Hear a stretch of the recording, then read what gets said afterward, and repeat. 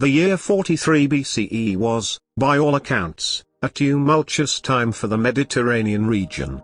The assassination of Julius Caesar 1 year earlier had sparked a 17-year power struggle that would lead to the demise of the Roman Republic and the Ptolemaic dynasty that governed ancient Egypt and the dawn of the Roman Empire. It was also a time of extremely weird weather. The years 43 and 42 BCE were marked by bitter cold and excessive rains that led to widespread famines and disease. Historians and scientists had previously suspected that a cataclysmic volcanic eruption may have been responsible for these miserable conditions.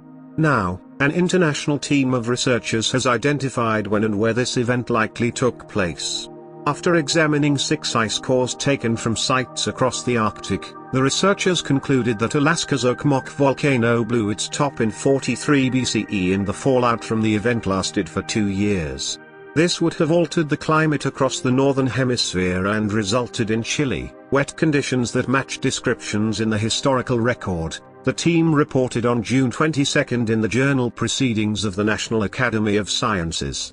The idea that a volcano on the other side of the Earth could blow and result in such extreme cooling at exactly this time of political and social unrest at such an important time in the history of Western civilization, is fascinating, says Joseph R. McConnell, a climate and environmental scientist at the Desert Research Institute in Reno, Nevada and a co-author of the new findings. We're not trying to say this caused the downfall of the Roman Republic or the Egyptian Ptolemaic kingdom, but we're saying that it's a new piece of information, and historians need to consider whether it may have contributed to the situation. During an eruption, a volcano launches debris into the atmosphere that prevents incoming solar radiation from reaching the planet's surface. This can cause abnormally cool temperatures that may last for months to years and extend far from the site of the initial eruption. When this fallout eventually falls back to Earth, some of it, including tiny particles of rock called tephra and some sulfur-containing compounds, becomes trapped and buried in ice sheets at northern latitudes. This debris is how researchers are able to look back in time and figure out when eruptions occurred.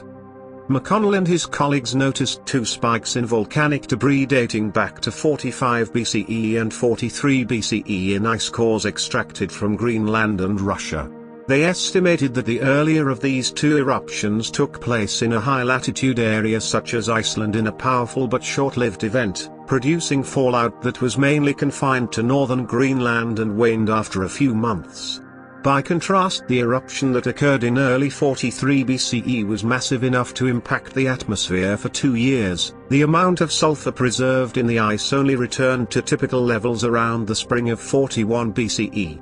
The chemical composition of the tephra shards in the ice cores matched that of material from Okmok volcano in Alaska.